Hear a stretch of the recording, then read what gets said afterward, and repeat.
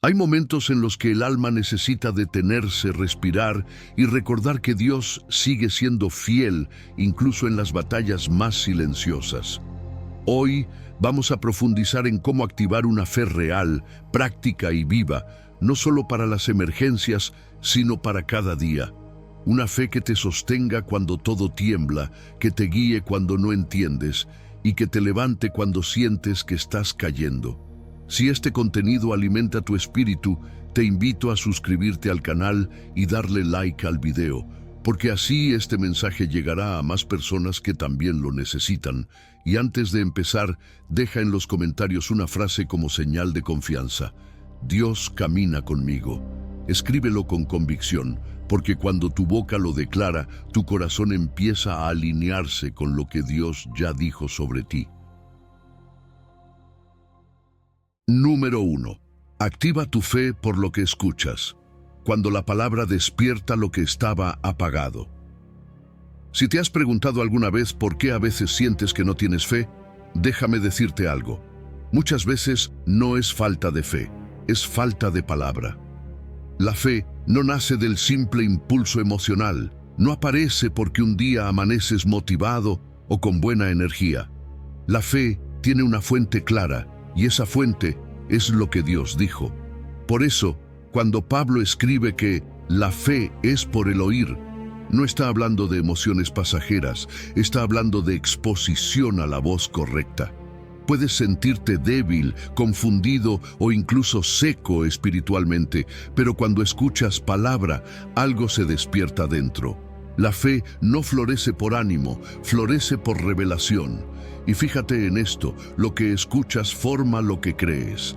Cada día estás rodeado de voces en las noticias que anuncian miedo, crisis o incertidumbre, voces en redes sociales que generan comparación, ansiedad o desesperanza, voces internas que te recuerdan tus fallas, tus diagnósticos, tus límites, y si esas son las voces que más escuchas, eso mismo es lo que llenarás en tu interior. Pero si escuchas la palabra, entonces el panorama cambia. De repente, donde había temor empieza a haber confianza. Donde había ansiedad empieza a haber paz. Donde había confusión empieza a haber dirección. Es como si la palabra sacara a la superficie algo que estaba dormido, algo que ya estaba dentro, pero necesitaba un despertador espiritual. Dios usa su palabra para despertar lo que está dormido. Tal vez digas, no siento fe, pero piensa, ¿cuándo fue la última vez que expusiste tu corazón a la voz de Dios? Cuando lees la Biblia, cuando escuchas un mensaje, cuando cantas una canción con fundamento bíblico, no estás llenando tu mente de información, estás llenando tu espíritu de fe. Lo que hace la palabra no solo es informarte, es reordenar lo interno. Romanos 10:17 lo explica en una frase que parece simple, pero es muy profunda. La fe viene cuando la voz de Dios entra en ti por medio del oído espiritual. Y aquí viene algo clave. Oír no es lo mismo que escuchar. Mucha gente escucha predicaciones, escucha versículos, escucha reflexiones, pero no oye. Porque oír implica recibir, oír implica meditar. Oír implica permitir que eso que escuchas penetre en el corazón. Puedes escuchar que Dios sana, pero solo tendrás fe cuando recibes que Dios sana tu cuerpo. Puedes escuchar que Dios provee, pero la fe nace cuando entiendes que Él provee para ti. La palabra deja de ser teoría cuando se vuelve convicción personal. Así es como se alimenta la fe. El espíritu tiene una dieta igual que el cuerpo. Si alimentas tu interior solo con estrés, preocupación y noticias alarmantes, tu fe se debilita. Pero si lo alimentas con palabra, tu fe se fortalece aunque no lo estés notando al instante. Por eso, la fe no es algo que fuerzas, es algo que alimentas. Crece según lo que consumes. Lo que escuchas construye o destruye tu fe. Entonces, activar la fe en lo cotidiano comienza cambiando tu dieta espiritual. Selecciona con intención lo que dejas entrar por tu oído. No puedes pretender caminar en fe mientras recibes todo el día mensajes de miedo, escasez y caos. Hay voces que agotan el alma, pero también hay voces que la encienden. Llena tu día de palabra de manera práctica. No necesitas muchas horas, necesitas exposición constante. Audios bíblicos mientras manejas, devocionales mientras trabajas, versículos en la pantalla de tu celular, canciones que te recuerden promesas. Así, sin darte cuenta, tu espíritu empieza a procesar la vida desde un lugar diferente. Y cuando la palabra está dentro, todo cambia. No es que los problemas desaparezcan, es que los ves con otro lente. Ya no interpretas la enfermedad desde el miedo, sino desde la fe. Ya no miras el futuro desde la ansiedad, sino desde la confianza. No cambió la situación, cambió tu mirada. Eso es lo que hace la palabra. Te da un lente espiritual para interpretar lo que vives. Por eso, si quieres aplicar Romanos en tu día a día, empieza desde la mañana. Antes de escuchar redes, chats o noticias, expón tu oído a Dios. Lo primero que escuchas marca el ritmo de tu espíritu. Cambia información por revelación. Llénate de lo que transforma, no solo de lo que entretiene. Y sobre todo, usa la palabra como arma. Cuando venga la incredulidad, responde con escritura. El miedo no se vence con fuerza de voluntad, se vence con verdad. Así es como la fe se activa, no desde el sentir, sino desde el oír lo que Dios ya dijo. Número 2. Cuando tu fe está cansada, Jesús la renueva. Al que cree, todo le es posible.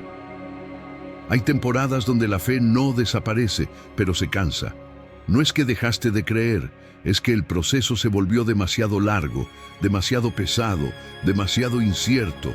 A veces oras, esperas, luchas, buscas ayuda, haces todo lo que sabes hacer y aún así parece que nada cambia.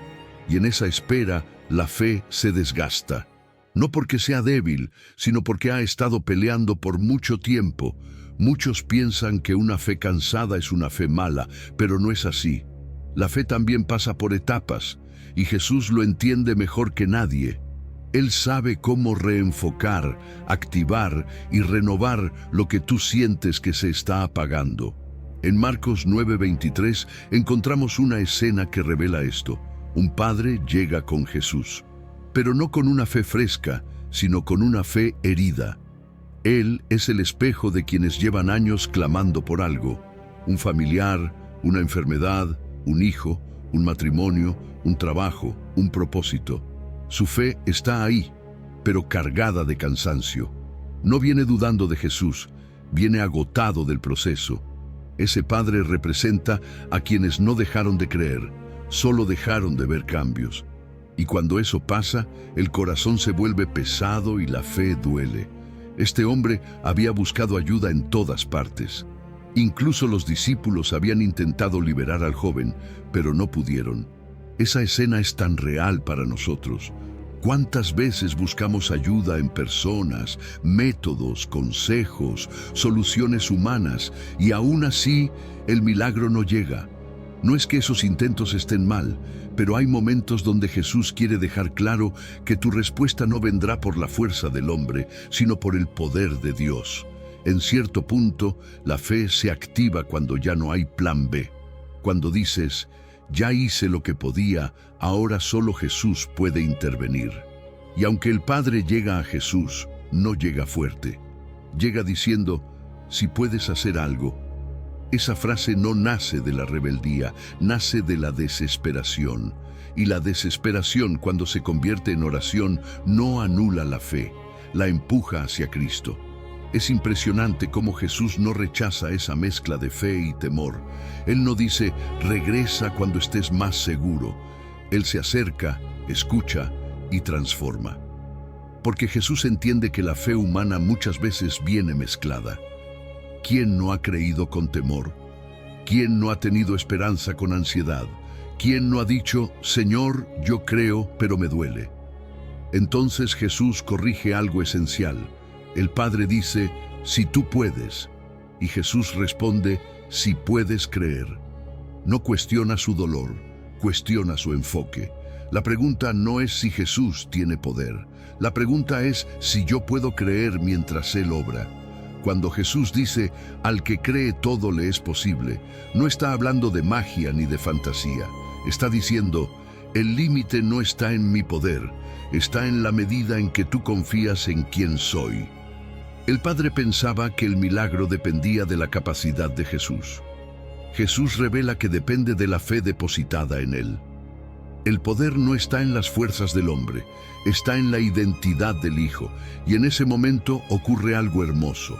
El Padre dice una de las frases más sinceras de toda la Biblia: creo, ayuda a mi incredulidad. Jesús no exige fe perfecta, exige fe sincera.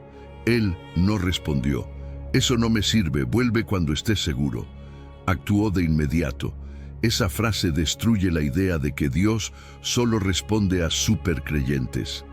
Dios no espera que llegues sin miedo, espera que traigas tu miedo a Él. No espera que llegues sin duda, espera que llegues con tu duda.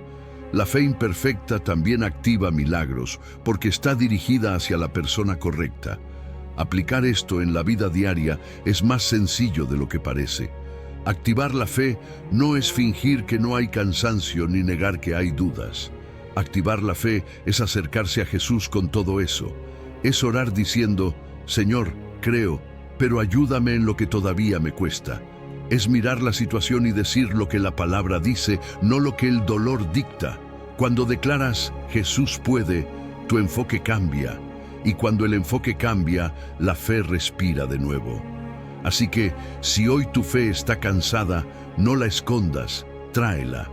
Jesús no te exige fuerza emocional, te pide confianza. Acércate con cargas, con procesos largos, con frustración, con lágrimas si hace falta. Porque el mismo que sanó a ese joven también sabe cómo renovar tu fe hasta que puedas ver lo imposible. Número 3. Fe pequeña, resultados grandes, cuando aplicas lo que Jesús te enseña. Hay momentos en los que te preguntas por qué las cosas no están cambiando, por qué sigues orando, declarando, creyendo, y el resultado no se mueve. Y ahí, sin darte cuenta, te identificas con los discípulos en aquella escena donde intentaron liberar a un joven y no pudieron. Ellos también se quedaron con la misma pregunta que tú te has hecho. ¿Por qué no funciona en mi vida? Esa frustración es real. A ellos les dolió no ver resultado, como a ti te duele cuando sientes que tu fe no produce lo que esperas. Pero fíjate en algo importante. Jesús no les dijo, no tienen fe. Les dijo que tenían poca fe. La fe estaba ahí, pero no estaba siendo aplicada correctamente. No faltaba poder del cielo, faltaba poner en práctica lo que Jesús les había enseñado. Después de eso, Jesús les habla del grano de mostaza. Y ahí, en Mateo 17:20, nos baja una revelación clave. La fe que Él pide no es gigante, es genuina. El grano de mostaza es pequeño, casi invisible a simple vista, pero contiene un potencial enorme dentro. Jesús está diciendo algo que cambia la perspectiva. No desprecies tu fe solo porque te parece pequeña. La fe auténtica no se mide por tamaño, se mide por resultado.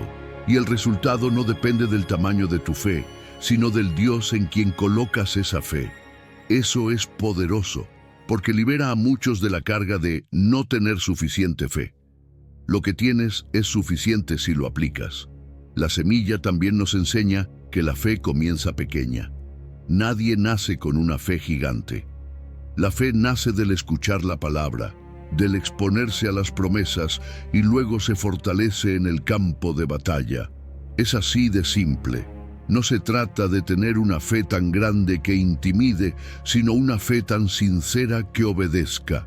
Porque la fe no crece en teoría, crece en práctica. Crece cuando oras aunque no veas, cuando declaras aunque no sientas, cuando obedeces aunque no entiendas, cuando esperas aunque te impacientes. Así se cultiva la semilla.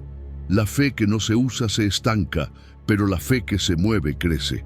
Cuando Jesús habla de mover montañas, no está usando una figura poética para que todo suene bonito. Está hablando de obstáculos reales, enfermedades que parecen imposibles, crisis que se alargan, deudas que sofocan, puertas que no se abren, sueños que parecen enterrados y miedos que paralizan. Él está diciendo, si tuvieras fe como un grano de mostaza, podrías hablar a esa montaña. Y sí, esa montaña puede ser tu diagnóstico, tu ansiedad, tu estancamiento, tu economía, tu familia, tu depresión, tu pasado. Porque Jesús no vino a darte frases motivacionales, vino a darte principios espirituales que funcionan. Pero aquí va algo que nos cuesta aceptar. La fe no siempre quita la montaña al instante. A veces Dios la quita y otras veces Dios te da fuerza para escalarla. Una fe auténtica no solo busca resultados rápidos, busca avanzar aunque no haya cambios visibles. Y eso duele, porque queremos ver lo sobrenatural sin caminar lo ordinario. Pero la fe verdadera cambia tus pasos antes que tus resultados. Te hace hablar distinto, decidir distinto, reaccionar distinto. Y cuando cambian tus pasos, eventualmente cambian tus resultados. Entonces, ¿cómo se aplica Mateo en tu vida diaria? Se aplica tomando decisiones pequeñas pero llenas de fe. La fe no comienza en grandes plataformas, comienza en actos simples.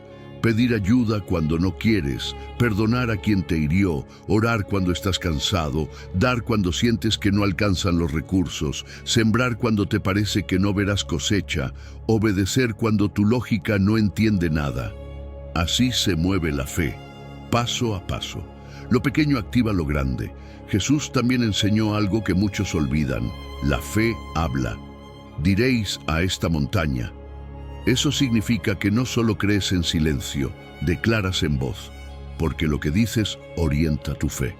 Si tú hablas solo desde lo que ves, te estancas. Si hablas desde lo que crees, avanzas. La fe no niega la realidad, proclama el plan de Dios por encima de ella. Así que si hoy sientes que tu fe es pequeña, no la descartes. Ese grano tiene potencial. Si la cultivas, verás montañas moverse, puertas abrirse y caminos formarse donde antes no había nada. Todo comienza cuando decides creer lo suficiente como para usar lo poco que tienes. Porque una fe pequeña en manos de un Dios grande siempre produce resultados grandes. Número 4. Cuando basta una palabra, la fe que confía en la autoridad de Jesús. Hay momentos en los que tú pides a Dios que haga algo y esperas ver movimiento, señales, cambios visibles, acciones físicas. Pero cuando miras alrededor, todo se ve igual. Y ahí es donde muchos se frustran, porque creen que fe es ver a Jesús haciendo, cuando en realidad la fe auténtica descansa en su autoridad, no en su movimiento visible. El centurión de la historia entendió esto de una manera tan profunda que dejó sorprendido al mismo Jesús. Fíjate que el centurión no era judío, no era discípulo, no era alguien que había caminado con Jesús. Era un soldado romano, alguien acostumbrado a mandar y obedecer. Y justo por eso entendió algo que casi nadie entendía en aquel momento. Cuando el centurión se acerca, no viene a negociar, no viene a probar, no viene a ver un espectáculo. Viene porque reconoce autoridad. Él vivía bajo un sistema donde las órdenes se ejecutan sin preguntar, donde las palabras tienen peso, donde no hace falta ver para saber que algo va a ocurrir.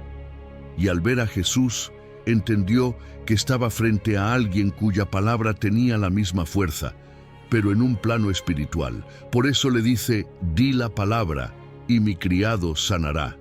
Mateo 8, 8 al 10. El centurión no está pidiendo una visita, una imposición de manos, una señal, ni un ritual. Está pidiendo una orden. Aquí hay una lección poderosa. La autoridad espiritual es real. Tú no la ves, pero la obedecen cosas que tú sí ves. Cuando Jesús habla, lo espiritual se ordena y lo físico responde.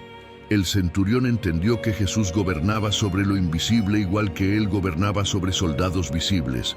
Por eso su oración fue tan breve, tan directa y tan llena de fe. No le dijo, si te queda tiempo, si quieres, si es posible. Le dijo, solo di la palabra. Ahí se revela qué es la verdadera fe. No es creer en lo que Jesús puede hacer físicamente, sino en quién Jesús es realmente. El centurión reconoció a Jesús como Señor, no como un ayudador ni como un sanador temporal. Algo todavía más profundo es que la fe genuina no depende de proximidad visible, sino de autoridad invisible. Muchas personas piensan que Jesús tenía que tocar, moverse, ir, ver, actuar físicamente. Pero el centurión no. Él sabía que si Jesús decía algo, el mundo espiritual se movía aunque el cuerpo de Jesús no se moviera un centímetro. Esto explica por qué Jesús se maravilló de su fe. No era una fe que pedía señales, era una fe que pedía instrucciones. No era una fe que buscaba emoción, era una fe que buscaba autoridad. Y aquí viene algo que necesitamos hoy. Activar esa fe significa creer que la palabra de Jesús es suficiente. Significa creer que si Él dijo algo en la Escritura o te habló en oración, su palabra tiene más peso que las circunstancias. Una fe madura no necesita ver cambios para creer, necesita creer para ver cambios. Y sí, duele cuando oras y nada parece cambiar. Pero la verdadera fe aprende a esperar resultados aunque no haya señales visibles aún. Honrar la palabra más que las circunstancias es una de las mayores expresiones de fe. Además, la autoridad de Jesús no está limitada por tiempo, distancia ni enfermedad. Mientras el criado estaba en casa, Jesús estaba en otro lugar, pero la palabra viajó donde el cuerpo de Jesús no fue. Eso significa que nada limita a Cristo. Lo que nos limita es nuestra percepción. Si tú crees que Jesús debe mostrarse físicamente para responder, limitarás tu fe. Si tú crees que basta una palabra, abrirás un mundo de posibilidades. Y quizás te preguntas, ¿cómo se aplica esto de manera práctica? Se aplica orando como quien habla con una autoridad, no como quien negocia con un jefe. No mendigues milagros, no trates a Jesús como si fuera alguien al que tienes que convencer. Él ya quiere, Él ya puede, Él ya reina. Reconoce su posición cuando hables. También significa someterse a su palabra. Muchos quieren acceder a su autoridad sin obedecer su instrucción, pero la autoridad opera donde hay sometimiento. Cuando tú alineas tu vida con lo que Él dijo, su poder fluye con libertad. Así que la próxima vez que ores, recuerda al centurión. No necesitas verlo moverse para creer que ya está obrando. Basta una palabra del Rey para que lo invisible se ajuste y lo visible obedezca. Porque cuando confías en la autoridad de Jesús, tu fe deja de depender de lo que ves y empieza a depender de quién Él es. Número 5. Ora creyendo, la fe que recibe antes de ver. Hay algo que Jesús enseñó sobre la oración que a muchos se les pasa por alto, y es que la oración no es solo pedir, es creer mientras pedimos. Hay personas que oran desde la preocupación, desde la duda, desde el tal vez, desde el ojalá. Y aunque Dios escucha, esa postura interna no activa la fe que Jesús enseñó. Orar con fe no significa ignorar la realidad, significa reconocer que la realidad no es el límite de Dios. Cuando Jesús enseñó sobre oración, no lo hizo para que la gente repitiera palabras, sino para que activara una conexión real entre el cielo y la tierra. Él habló con claridad, sin complicaciones, sin lenguaje religioso. Habló de fe aplicada al momento. Habló de una oración que recibe antes de ver. En Marcos 11:24, Jesús dice algo revolucionario: creed que lo recibiréis y os vendrá. En esa frase está el secreto de cómo orar para obtener respuesta. Jesús no dice, pidan y esperen si pasa. Dice, pidan creyendo que ya recibieron. Eso cambia toda la dinámica. Porque fíjate, no basta pedir, hay que creer. Y creer no es un sentimiento, es una postura del corazón. Muchos oran, pero pocos oran con fe. Una oración sin fe es solo un monólogo. Es como hablar al aire esperando que algo suceda. Pero la oración verdadera recibe en el Espíritu antes de ver resultados en lo visible. Es como una mujer embarazada, no ve al bebé, pero sabe que lo tiene. La fe opera de la misma manera. Primero concibe, luego manifiesta. Esta oración con fe descansa en 3 realidades espirituales que Jesús enseñó. La primera es que Dios oye.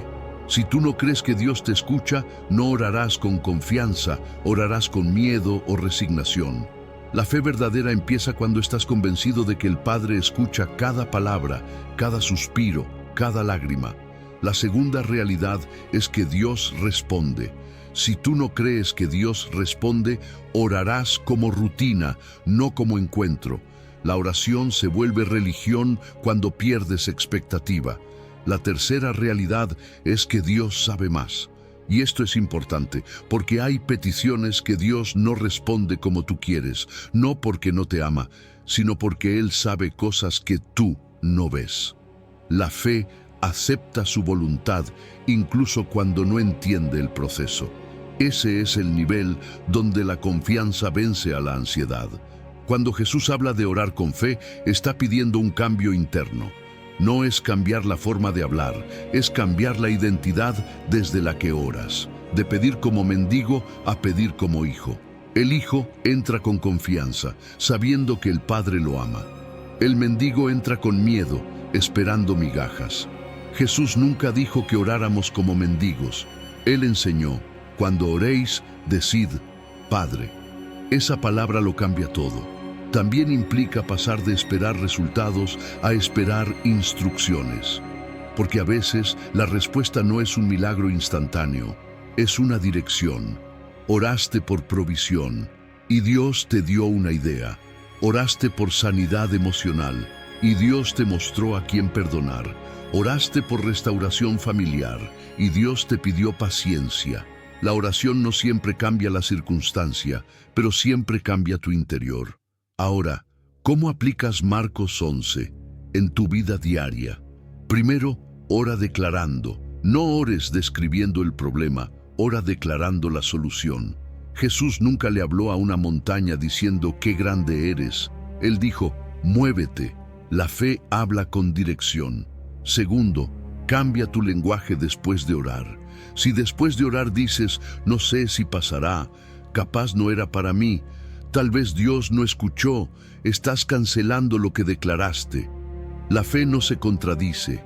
Si oraste por provisión, habla como alguien que sabe que Dios provee. Si oraste por sanidad, habla como alguien que sabe que la sanidad viene. Tercero, actúa en coherencia con lo que oraste.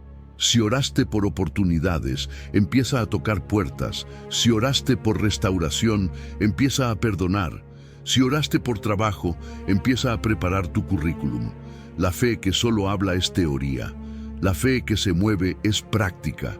Entonces, orar con fe no es repetir palabras bonitas, es acercarte a Dios como hijo, recibir en el Espíritu antes de ver en lo físico y alinearte con lo que declaraste.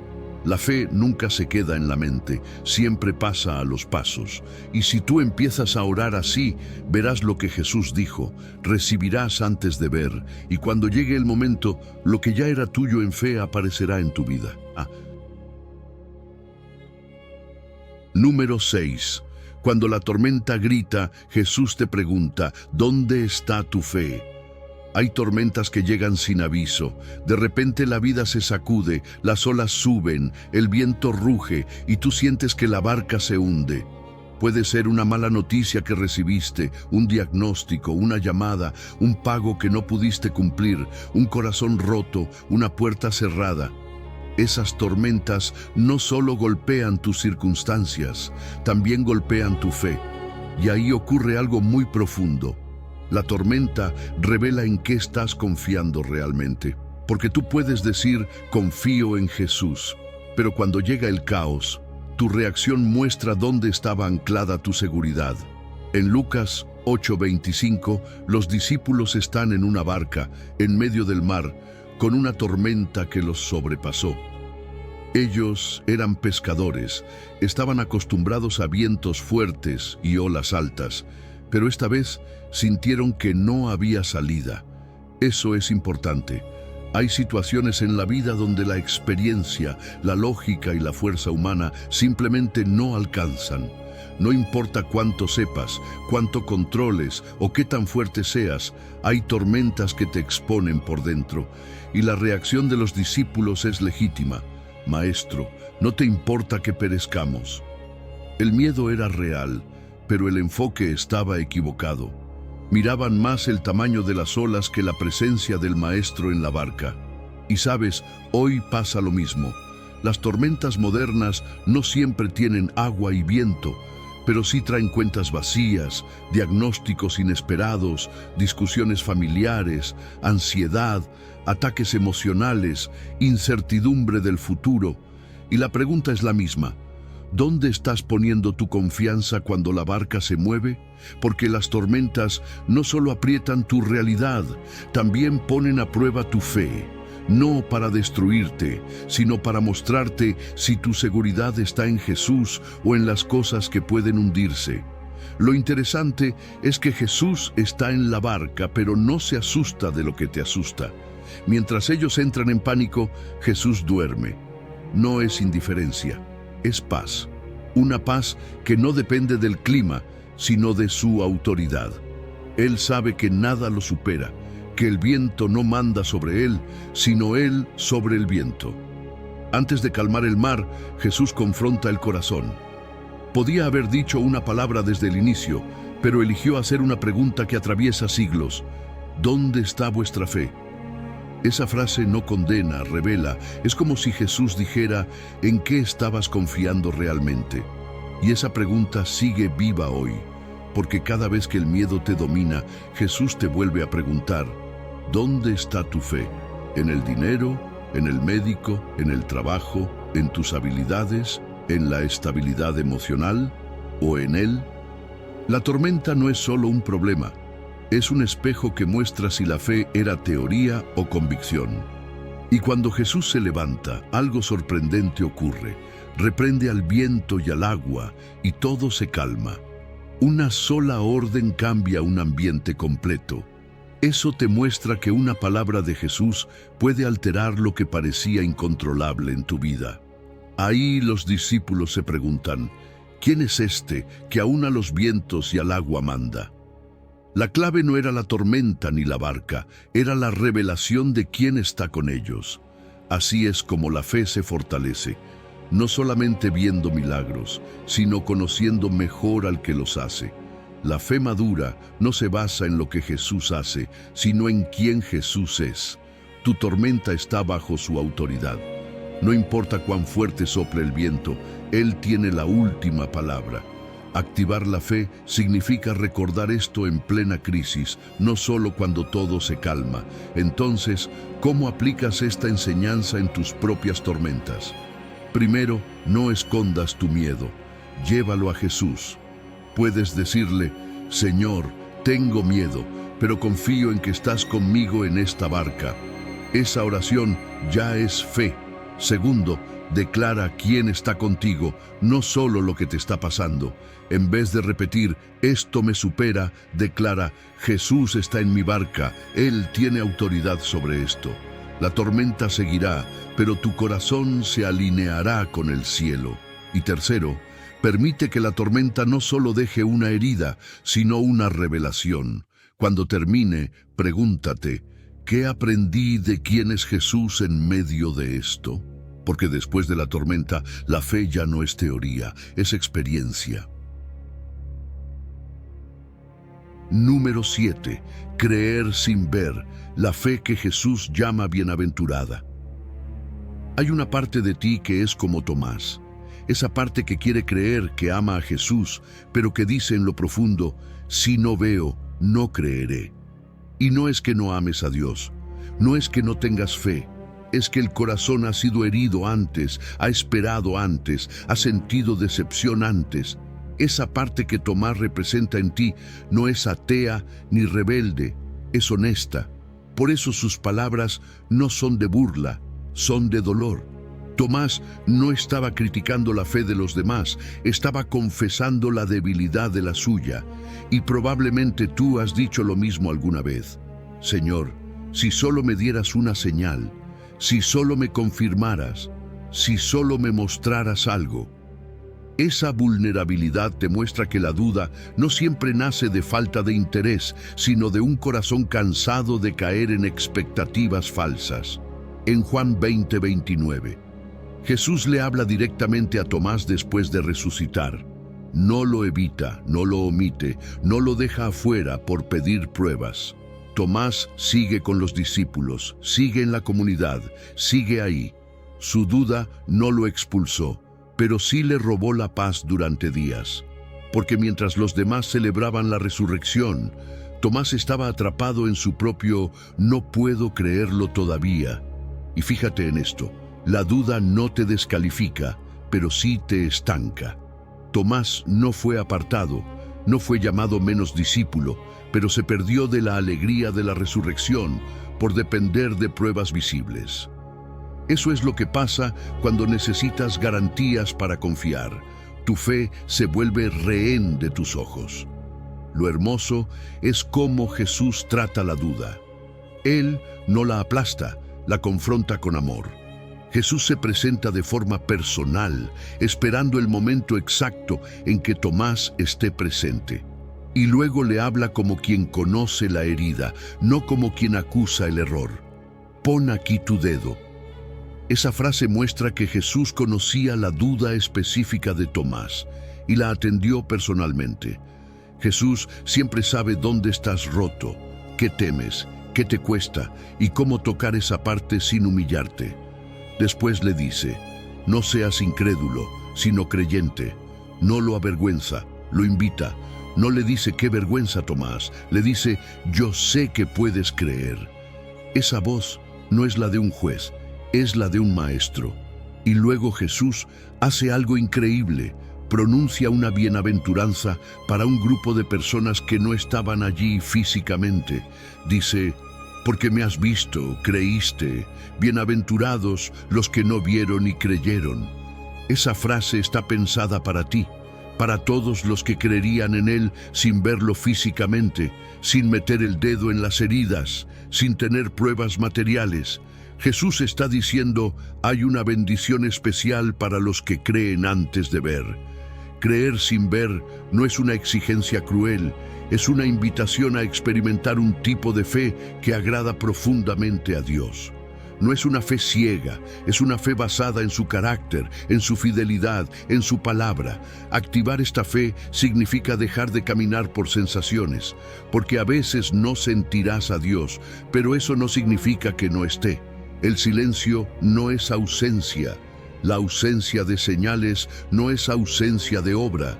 La vida espiritual no siempre trae mariposas en el estómago, a veces trae obediencia silenciosa. Aplicar la fe sin ver es seguir haciendo lo que Dios dijo, aunque no haya emoción ni espectáculo. Esa es la fe madura, la que no necesita fuego en el cielo para seguir obedeciendo.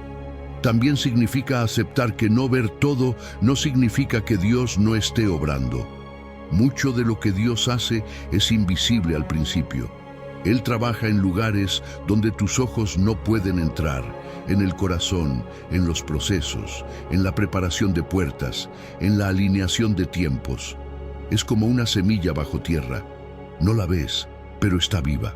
La fe entiende esto. La incredulidad exige ver brotes cada día. La fe dice, si Él lo plantó, va a crecer. Y algo más, en lugar de usar el testimonio de otros como comparación, úsalo como impulso. No digas, ¿por qué a ellos sí y a mí no? Mejor di, si Dios lo hizo con ellos, también puede hacerlo conmigo. El testimonio no es una competencia, es evidencia del carácter de Dios. Cuando escuchas que alguien fue sanado, restaurado, levantado, no es para que envidies, es para que creas. Así que si hoy estás en una temporada donde no ves nada, donde no sientes nada, donde no tienes pruebas, Jesús te llama bienaventurado. No te está exigiendo espectáculo, te está ofreciendo bendición. Y esa bendición es para los que se atreven a decir: Señor, no lo veo todavía, pero te creo igual. Esa es la fe que activa el cielo. Esa es la fe que Jesús celebra. Esa es la fe que te hará avanzar incluso cuando tus ojos dicen que no hay camino. Número 8. Cuando todos te dicen que no, tu fe dice: no me rindo. Hay momentos en la vida en los que tú tocas puertas, pides ayuda, clamas, consultas, lloras, explicas, y aún así la respuesta parece tardar. Todo a tu alrededor dice: no, no se puede, está complicado, es imposible, y en esos momentos nace una fe particular, la fe que no se rinde, la fe que insiste cuando la situación parece cerrada, la fe que dice: aunque no tenga recursos, aunque no tenga fuerza, aunque no vea resultados, yo no me suelto de Jesús. Y pocas historias reflejan esto tan bien como la mujer cananea que se acercó pidiendo por su hija. Ella no tenía influencia, no tenía alianzas religiosas, no tenía doctrinas a su favor, pero sí tenía algo que la movía, un amor desesperado y la convicción de que Jesús podía cambiarlo todo. Su hija estaba siendo atacada espiritualmente y esta madre entendió que lo humano ya no alcanzaba. Cuando el recurso humano se agota, la fe se activa. Ella se acercó a Jesús estando fuera del círculo. No era parte de Israel. Culturalmente estaba en desventaja. Era una extranjera, una mujer sin acceso al templo ni al sistema religioso. Pero eso no la detuvo. Ella derribó barreras sociales, culturales y espirituales con una simple acción: clamar. Eso ya nos enseña algo importante. Aunque tú sientas que no calificas para el milagro, Jesús no funciona bajo el sistema de méritos religiosos. La fe abre espacio donde la religión pone fronteras. Y tal vez tú te identificas con ella. Quizás tienes un hijo enfermo, un familiar atrapado en adicciones, una familia rota, un matrimonio bajo ataque, un diagnóstico que te quita el sueño. Y sin recursos humanos, lo único que te queda es la convicción de que Jesús puede. Lo interesante es cómo Jesús responde. Al principio, guarda silencio. Luego explica que fue enviado a las ovejas perdidas de Israel. Y después, incluso parece decir algo duro. Ese proceso no es rechazo, es entrenamiento. La aparente resistencia de Jesús no era para expulsarla, era para sacar a la luz una fe que ella misma no sabía que tenía.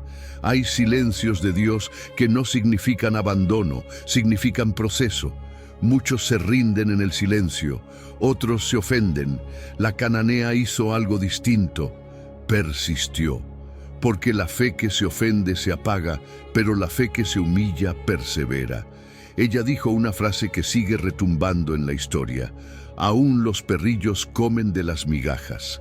Esa frase es humildad, sí, pero también es revelación. Ella está diciendo: lo que para otros puede ser una migaja, para mí es suficiente si viene de ti. Aquí Jesús ya no ve solo una petición, ve un corazón agarrado a él con uñas y dientes, y entonces ocurre lo extraordinario. Jesús detiene el ambiente, mira a la mujer y declara delante de todos: oh mujer, grande es tu fe, hágase contigo como quieres. Mateo 15:28. Él no solo la escuchó, la honró. Su fe recibió el milagro y se convirtió en testimonio público. No fue un milagro silencioso, fue uno que rompió fronteras culturales. Su hija fue sanada desde aquella hora. Ese milagro no solo restauró un hogar, abrió una puerta para que entendieras que la fe no está atada a títulos, linajes o religiosidad, está atada a Jesús. Él responde a los que no se sueltan. Entonces, ¿cómo activas esta fe persistente en tu vida? Primero, no te rindas cuando el cielo parece callar. El silencio no siempre es un no. Muchas veces es un sigue viniendo, estoy formando algo en ti. Dios usa el tiempo para hacer profundo lo que sería superficial si llegara rápido. Segundo, no permitas que la ofensa mate tu milagro. Hay personas que se ofenden por la demora, por los comentarios de otros, por las comparaciones, por la falta de apoyo. Pero la fe que se rinde ante la ofensa nunca madura. La fe que se humilla, insiste y responde con humildad, obtiene respuesta. Y tercero, sigue viniendo a Jesús, aunque no veas resultados inmediatos. La mujer cananea no vio cambio en su hija mientras hablaba con Jesús. El milagro llegó después. Así es la fe persistente. Decide creer primero y ver después. Así que si hoy todo te dice que no, deja que tu fe diga, no me rindo. Si la puerta parece cerrada, golpea de nuevo. Si la respuesta parece tardar, espera con convicción. Si otros se ríen, tú sigue viniendo. Jesús honra la fe que no suelta su manto, y cuando llegue el momento, Él también dirá sobre ti, grande es tu fe, hágase como quieres. Porque la persistencia en Jesús nunca es pérdida, siempre es inversión. Número 9. Tocar a Jesús con fe, cuando su poder sana todo lo que estaba roto. Quizá tú entiendas muy bien lo que es cargar algo por años. Años de dolor físico, emocional o espiritual. Años de sentir que nada cambia, que todo intento falla, que cada avance se convierte en retroceso. Así estaba aquella mujer que llevaba 12 años enferma, sangrando, debilitándose poco a poco. 12 años en los que la enfermedad no solo afectó su cuerpo, sino también su alma y su dignidad. 12 años siendo considerada impura, intocable, aislada. 12 años evitando miradas, evitando contacto, evitando esperanza. Porque cuando el dolor es largo, la esperanza se cansa. Pero un día, en medio del cansancio y la vergüenza, su fe dijo algo que el cansancio no pudo apagar. Si tan solo toco el borde de su manto. No era un pensamiento bonito. Era una decisión desesperada y valiente. Cuando todos los recursos humanos se agotan, la fe se convierte en el último y verdadero recurso. Aquí hay algo muy poderoso. La fe verdadera se mueve. No se queda solo pensando, soñando o deseando. Se levanta, se abre paso, busca, arriesga. Aquella mujer no tenía permiso social para estar cerca de Jesús. Su condición la mantenía fuera de la comunidad, pero la fe rompe barreras que la religión construye. La fe no espera a que alguien venga a rescatarla, toma el riesgo de acercarse. Fíjate que en esa escena había una multitud empujando a Jesús, tocándolo, rodeándolo. Sin embargo, no todos recibieron algo. No fue un toque accidental el que provocó el milagro, fue un toque intencional. Muchos tocaban a Jesús por curiosidad, por emoción del momento. Ella tocó con convicción. Esa es la diferencia entre estar cerca de lo espiritual y realmente acercarse a Jesús con fe. No basta estar cerca de la iglesia, cerca de personas creyentes, cerca de un mensaje. Lo que cambia la vida es tocarlo con intención. Y luego ocurre algo hermoso. Jesús se detiene en medio de la multitud. Se detiene mientras todos lo empujan. Se detiene aunque parecía que una niña estaba muriendo en otra casa. Él pregunta, ¿quién me ha tocado? Y alguien podría pensar, Jesús, ¿para qué preguntas? Todos te están tocando. Pero Él no pregunta para obtener información, sino para visibilizar a alguien que vivía escondida. Él sabía quién era. Lo que quería era que toda esa multitud supiera que Dios se detiene por gente que nadie ve. Y cuando ella se acerca temblando, esperando tal vez un reproche, Jesús dice dos cosas que cambiarían su vida entera. La primera fue una palabra de identidad, hija. No la llamó impura, enferma, rechazada. La llamó hija. En ese momento, rompió 12 años de vergüenza con una sola palabra. La segunda fue una declaración de restauración. Tu fe te ha salvado, ve en paz. Lucas 8:48. No dijo, te curaste, dijo, te ha salvado. Porque Jesús no solo sana el cuerpo, restaura la identidad, limpia la vergüenza y trae paz al alma entera. Esa es la sanidad integral, cuerpo, alma y dignidad. Y tal vez tú llevas años con algo atrapado dentro. Una enfermedad en el cuerpo, una depresión escondida, un corazón roto, un trauma pasado, un miedo constante, un rechazo que nunca sanó. Y con los años uno aprende a esconderse, a fingir, a sobrevivir.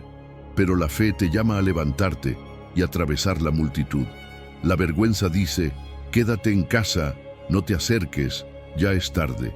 La fe dice, aunque esté cansado, aunque esté roto, aunque no tenga fuerzas, me acerco a Jesús. Hoy no puedes tocar físicamente su manto, pero puedes tocar su corazón con la fe. Lo haces cuando oras, cuando clamas, cuando decides creer su palabra por encima del diagnóstico, del rechazo o del cansancio. Eso es tocar a Jesús. Y escucha esto, no esperes solo una sanidad parcial. Jesús no quiere solo mejorar un área de tu vida, quiere restaurar lo que está roto en lo más profundo. Quiere sanar tu identidad, tu miedo, tu vergüenza, tu historia. Activar esta fe es creer que Él puede restaurarlo todo. Por eso, cuando te acerques, no pienses, solo quiero que esto físico se arregle. Piensa, Señor, toca mi alma también. Porque cuando Jesús te llama hija, cuando Jesús te dice, ve en paz, cuando Él restaura tu dignidad, tu lucha no termina en un cuerpo sano, termina en un corazón libre. Y tal vez llevas años así, pero Jesús hoy se detiene por ti. Número 10. Cuando parece que ya es tarde, Jesús te dice, si crees, verás mi gloria. Cuando todo parece terminado, cuando algo muere frente a tus ojos y tú dices, ya no hay nada que hacer, ahí es donde Jesús habla de fe. Marta y María sabían quién era Jesús, lo amaban, lo respetaban, creían en su poder, pero no entendían sus tiempos. Cuando Lázaro enfermó, ellas enviaron un mensaje esperando una intervención rápida. Según su lógica, Jesús debía llegar antes de que muriera. Pero Jesús no llegó cuando ellas querían, llegó cuando todo estaba en la tumba. Y no solo muerto, 4 días muerto. Humanamente, era el escenario del demasiado tarde. Y cuando Jesús aparece, Marta expresa algo que tú también has dicho en tus momentos de dolor. Si hubieras estado aquí. No es rabia, es dolor. Es fe mezclada con decepción. Es ese reclamo silencioso que nace cuando Dios no actúa como tú esperabas. Sin embargo, Jesús no se molesta, no corrige con dureza, responde con revelación. Él enseña que su gloria no se ajusta a tus plazos. Su demora no es descuido, es propósito. Él no llegó tarde a Betania, llegó justo a tiempo para revelar algo más grande. Porque sanar a un enfermo era un milagro, pero resucitar a un muerto mostraba su gloria en otro nivel. Y en Juan 11:40, Jesús le responde algo que te sacude por dentro. No te he dicho que si crees, verás la gloria de Dios. Esa frase invierte tu lógica natural. Tú quieres ver para creer, pero Jesús dice, cree y entonces verás. La fe abre puertas que la lógica nunca podrá abrir. Luego viene algo clave. La fe verdadera obedece aunque no entienda. Jesús da una orden que suena absurda, quiten la piedra. Humanamente no tenía sentido. ¿Para qué abrir una tumba? ¿Para empeorar el dolor? ¿Para confirmar la muerte? Marta misma dice que el olor sería fuerte. Y así pasa contigo. Dios te pide algo que parece ridículo. Perdonar cuando el corazón está roto. Intentar cuando ya fallaste antes. Sembrar cuando necesitas cosechar. Acercarte cuando quieres huir.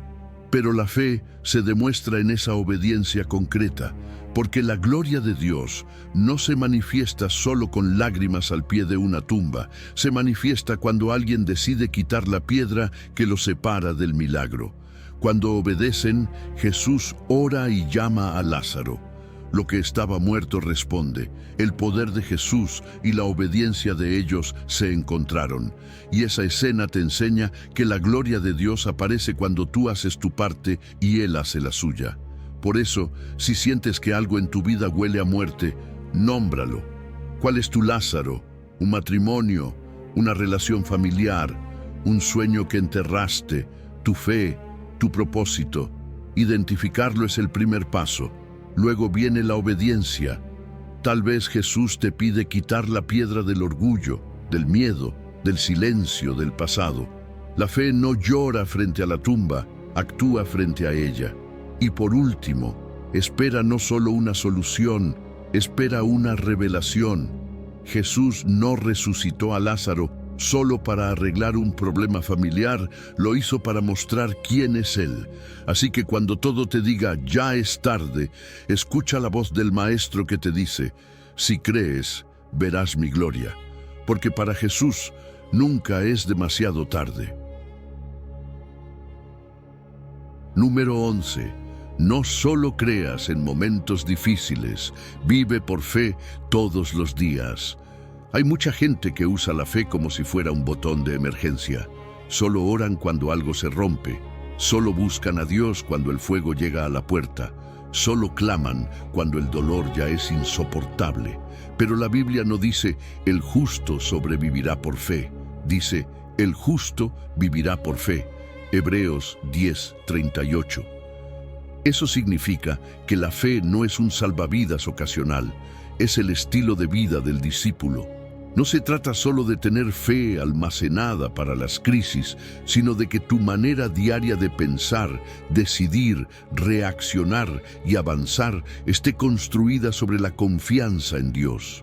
Vivir por fe es levantarte cada día sabiendo que Dios guía tus pasos, incluso cuando no tienes el mapa completo. Y aquí hay algo importante.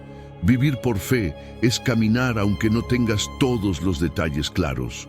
Muchos quieren obedecer después de ver todo el plan, pero Dios rara vez funciona así. Él te muestra el siguiente paso, no toda la ruta. Esa forma de caminar te obliga a confiar en quien te guía, no en lo que ves. Y cuando decides hacerlo, algo empieza a pasar en tu interior. Tu seguridad se traslada de ti mismo a Dios. Tu mirada deja de depender del clima externo y empieza a apoyarse en la palabra. Eso es vivir por fe. Ahora, el texto también dice que si alguien retrocede, Dios no se complace. No porque rechace a la persona, sino porque el retroceso contradice tu identidad. Retroceder es volver a vivir solo por vista. Es volver a depender de lo que entiendes, de lo que controlas, de lo que puedes medir. Es volver a tomar decisiones desde el miedo, y Dios no quiere eso para ti. No porque Él necesite tu éxito, sino porque sabe que el miedo te roba lo que Él quiere darte. Él te creó para confiar, no para vivir esclavo de la duda. Cuando el miedo dirige, la fe se apaga y la vida se achica. Vivir por fe tampoco es un acto heroico aislado, es un movimiento diario. Es fe en lo pequeño. Orar aunque estés cansado, trabajar con integridad cuando nadie te ve, perdonar a quien hirió tu corazón, ser generoso cuando te conviene ser egoísta, cuidar tu mente en un mundo que intoxica el alma, buscar a Dios aunque no sientas nada especial. Nada de eso se ve espectacular, pero forma un estilo de vida.